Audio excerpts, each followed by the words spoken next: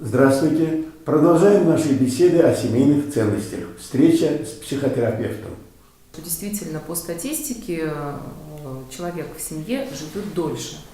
И наша некоммерческая организация занимается именно вопросом... Дольше, но хуже, так? Ну, все зависит от того, как он вообще сам свою жизнь выстроит, но в целом продолжительность жизни семейных людей, она выше, чем людей холостых. Поэтому мы, конечно, вот в связи с этим мы сотрудничаем с центром Sun & Moon и всячески содействуем их работе, и вот центр Sun & Moon нам помогает. Мы все-таки считаем, что традиции семейные, они должны быть. Почему? Потому что традиции ведут к стабильности общества. Это стабильность. Если есть традиции, есть стабильность.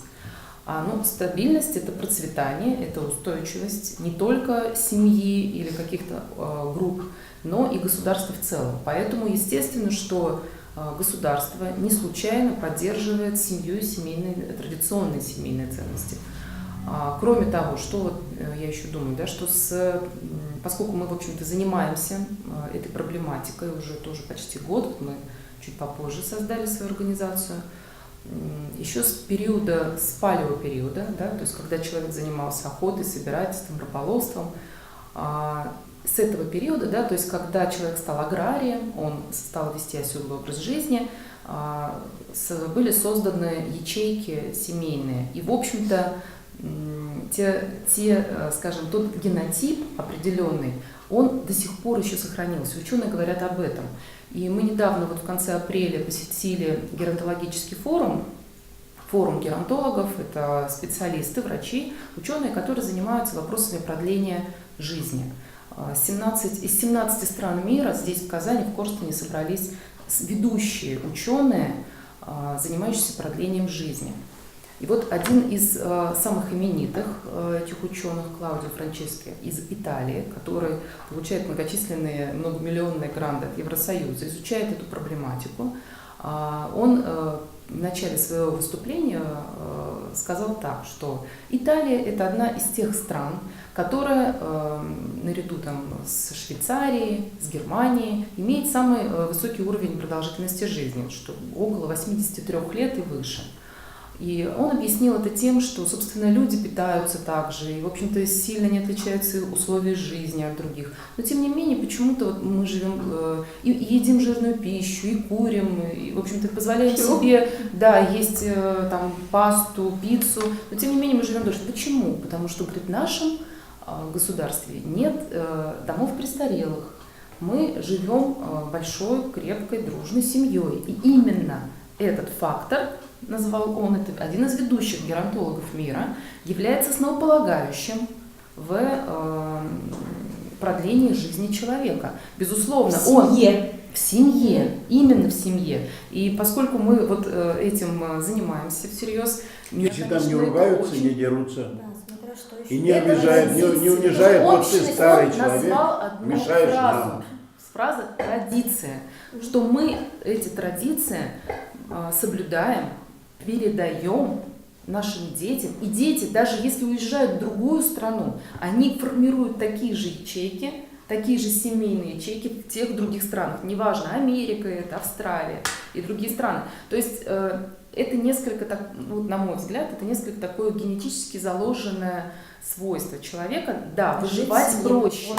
Я, конечно, может быть, конечно, есть факторы того, что сейчас проще. Безусловно, технический прогресс, да, привел к тому, что и один человек может выживать, но ребенок, в общем-то, семья создается в том числе для продолжения рода, это способ продолжения рода. Ребенку важно, чтобы у него была мама и папа. Потому что уже все психологи, в общем-то, подтверждают, что если не полная семья, ребенок потом расхлебывает вот этот вот, скажем, клубок каких-то комплексов, отсутствие достаточного количества любви. Альбина, я и так буду далее. приходить к вам, вы будете продлевать мою жизнь? Обязательно. Но второй фактор, который все-таки вот на этом геронтологическом форуме, он шел 3 дня на английском языке. Все выступающие докладчики выступали только на английском. Это был международный, пятый международный форум геронтологов, проходит здесь, в Казани. Это было вообще очень серьезное событие, на мой взгляд.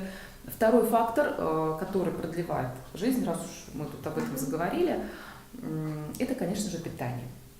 То есть на 80% мы зависим от этого. И один из американских ученых, выступавший, меня тоже, в общем-то, было очень интересно это слышать, проводили исследования людей, 200 человек от 0 до 38 лет, в результате которого один из выводов, который был сделан, что снижение калорийности пищи в течение года приводит к снижению биологического возраста в среднем на 10 лет. То есть это вот второй Поменьше фактор. есть? Поменьше есть, побольше двигаться, побольше любить и сохранять семью И традиционные традиции. семейные ценности. В этом мы Хотя абсолютно жирного и солидарны. мяса и хочется, конечно. Нет, ну жир обязательно нужно. нужно есть. Это определенная диета. Вы Жир согласны? для мужчин нужен. Геннадий Николаевич, согласен с Альбиной? Вот она как специалист по здоровью. Насчет чего? Вот насчет ваших Ну, насчет семейных позиции, как хотя бы и- итальянцев. и- Вы и- понимаете, и- насчет Италии, что хочу сказать. Вот у меня была пациентка из Швейцарии, да, где-то полгода назад. У нее стал вопрос именно замужества. Она сама живет в Швейцарии, а парень живет на юге Италии, ну, практически Сицилия. Да? И вопрос, с которым она ко мне обратилась, он был таков, что я не знаю, как мне быть, потому что вот так как он живет, я не привыкла. У них, вот он пришел, сел, а женщины вокруг крутятся, стол накрывают, еще что-то делают. И основная задача женщины именно обеспечение условий. И вот я должна влиться в его семью. Он, наверное, татарин? Итальянец. Вот. А я, говорит, так не привыкла, потому что Я в Швейцарии, да. я хочу стать врачом. Она говорит, я хочу стать врачом, я хочу делать карьеру. А загубить Но себя... любит его. Любит, что ли, Ну, его? вот у нее вопрос такой, Да. что она не хочет жить так, как он хочет, да. Да, не возненавидит Вот. ли она его, если Да. так выйдет замуж, все года через 3, Да, по-хорошему. вот именно, Если да. она сейчас начнет вокруг Да. него крутиться с Вот, сковородкой. и вот дилемма получается, понимаете? А если поселить их в одной деревне? И- Ничего себе, муж и жена живут в разных странах. и- Это все чаще вот попадается это в В глупость Европе это какая-то. вообще сплошь и рядом. Вот То есть, понимаете, да, почему Ну, я я говорю, что согласен, с таким традиционная- женатым быть, если деньги приходят. Почему я говорю, что традиционная семья, она претерпевает колоссальное давление, да, со стороны социума. Вот мы возьмем образ жизни в России, Дагестан. Там, допустим, женщина малограмотная, живет в сельской местности, муж на заработках где-то там в Москве, да. Вот. Конечно, там будет семья крепкая, они будут жить в условиях высокогорья, экологически здоровую пищу есть, это уже баранина, пускай она жирная, но этот жир он тоже нужен, да? То есть Конечно, он, да. да. Для сбалансированного Да, питания, вот, конечно, это- жир должен Да, составлять учитывая достаточно генетику вот, данного народа, да, который он там живет, так же и как жители крайнего севера без тюленевого жира там они тоже не обойдутся.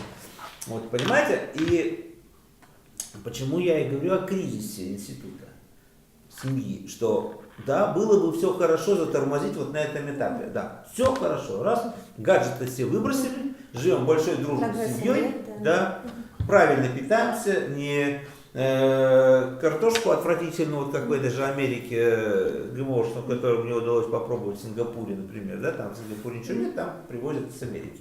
Все. Ужасно по вкусу. Самое вкусно наша местная, без картошки. Вот. Понимаете, было бы хорошо, но ведь, как говорится, вот время, оно движется, Меняется.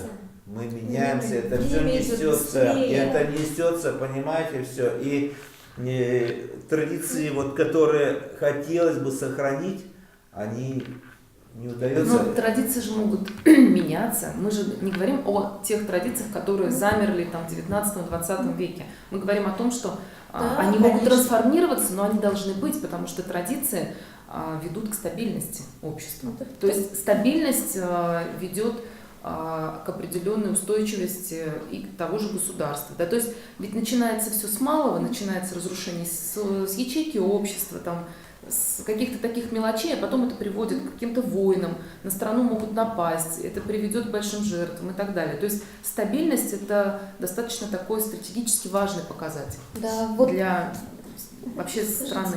хочется добавить, просто нужно людям дать другой ориентир. Просто ориентир «семья ради семьи» сейчас уже не работает. Потому что, ну вот что даже касается детей, конечно, есть дети из неполных семей, у них свои комплексы, а дети из несчастливых семей, у них не меньше комплексов. И у них еще другой есть комплекс, что бьет табуреткой по голове, но я должна жить, потому что мама жила. У них еще, это определенная еще зона больше, комфорта, да, такой потому вот что момент. если ты уходишь, тебе же нужно решить что-то, найти, где жить, Да, чем да, и заниматься, поэтому как тут растить Соня, а ребенка. ради чего, Соня? Ну, просто момент такой У есть. Сони папа Равиль Бухараев, великий, уже, к сожалению, покойный поэт. Да, с Он которым жил я в не прожила ни Лондоне. одного дня в жизни. Никогда Соня не жил с Я отцом, никогда только не жила. встречались, только встречались. Получается, ради чего жил Равиль? Ну, я, во-первых, благодарна ему за генетику шикарную, за общение. Он мог бы, понимаете, он мог бы жить со мной, лежать на диване, пить пиво и смотреть телевизор. А мог он приезжал ко мне несколько раз в день, и сколько он дал мне, сколько он дал Витьке, старшему ребенку, младший уже родился после его смерти. И вот я сейчас просто тоже сравниваю, ну да, не жил он со мной. Но он мне дал очень много. В любом Получается, случае. духовная связь, она не слабая. И людям нужен ориентир другой. Зачем жить? Жить просто, чтобы жить, вот это не зачем уже для людей. Ради общей цели, Геннадий, вот я абсолютно согласна с Геннадием, должна быть цель у семьи, они должны что-то созидать, что-то создавать. Либо же у одного человека, допустим, у супруга какая-нибудь глобальная цель, там, чего-то достигнуть в карьере, а супруга ему помогает, она... Но самый главный момент, то, что у людей действительно должна быть цель, у семьи должна быть цель. Просто вот создавать хозяйство, там, есть люди, которым до сих пор это устраивает. Действительно, есть люди, для которых это до сих пор ориентир. А есть люди, которые хотят большего. И бывает, допустим, ты развиваешься, а супруг тебя тормозит. Вот он тормозит. И, возможно, был бы какой-нибудь великий хирург, который победил бы рак. Но он решил в семье остаться, он решил не развиваться. Но он сделал выбор. Он сделал выбор, да, и, возможно, вот рак не побежден. Да, Из-за этого Всегда моментов много. Есть разные семьи, например, я знаю семью, где муж взял значит, декрет. Вот. Сейчас Жена, она тренд талантливый сохранен. архитектор, вот, она работает. Как ты к этому относишься? Да. Если женщина относится к этому терпимо, если ее это устраивает, Если что пару муж, это устраивает, то да. это вообще не вопрос. Есть, дорогие друзья, на этом небольшой перерыв объявляем в нашей беседе о семейных ценностях. Продолжение слушайте в следующих частях наших бесед.